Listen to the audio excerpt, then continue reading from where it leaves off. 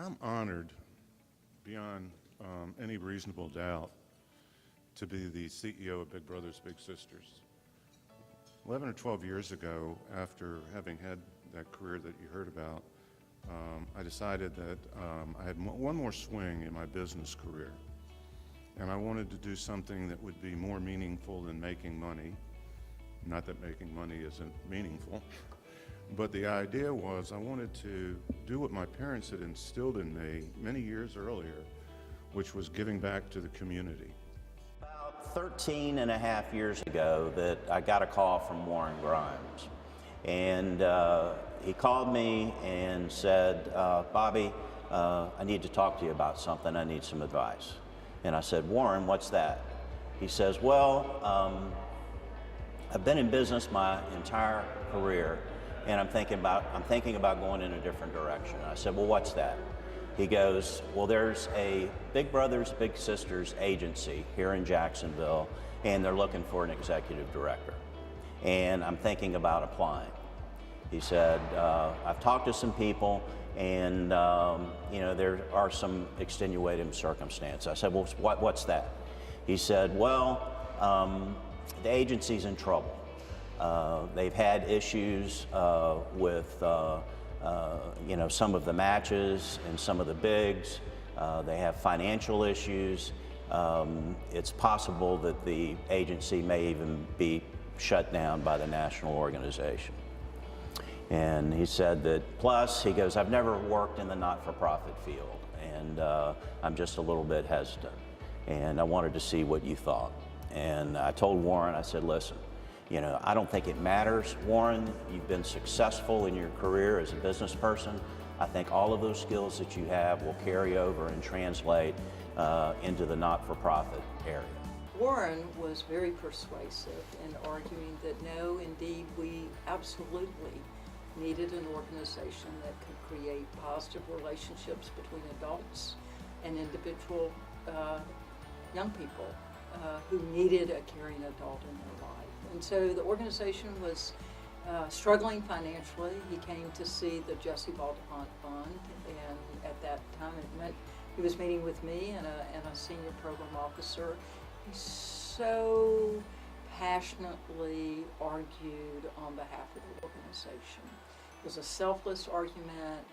We talked for a long, long time. And for years after that, Warren would remind me of our first conversation. And he was thoughtful, he was caring, he was passionate, and his determinism, as you all know, was dogged. He was just not going to give up. When Warren took over Big Brothers Big Sisters of Northeast Florida in 2004, our agency in Nassau County was out of compliance and about to be closed. We simply didn't have the resources to handle the myriad of tasks required for the national standards in child safety, training, match support, you name it. At the time, I was the chairman of the advisory board at Nassau County Big Brothers Big Sisters, and I approached Warren with the idea of becoming an affiliate of Northeast Florida.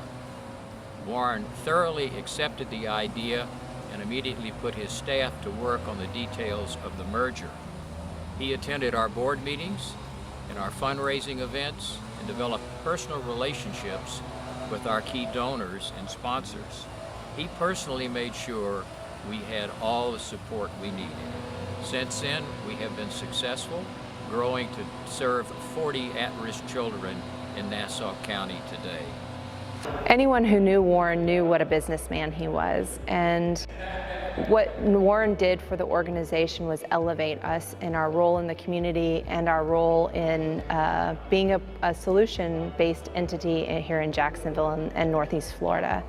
So Warren not only saved the organization from potential closure, but what he did is he took it into something more. And so every opportunity he was always reflective and engaged in figuring out how could we make it bigger, how could we make it more impactful.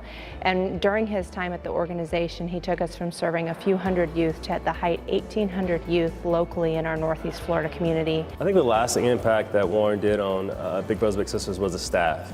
When you come into the office, you can just tell that they're a very cohesive unit, that everyone loves the place, that everyone loves working together. And I think that was Warren just kind of working his magic, trying to build a culture that everyone was in it together. I think the most inspiring thing about Big Brothers Big Sisters is it's so simple. It's the little things, it's the one-to-one moments, it's the one-to-one friendship that's really moving the needle on some issues, major issues impacting the youth of Northeast Florida. So whether through innovative beyond school walls, school to workplace mentoring programs, or programs where we're increasing community trust and accountability through Bigs in Blue, what we're really doing at Big Brothers Big Sisters are creating better schools, stronger communities, and brighter futures for all through mentoring.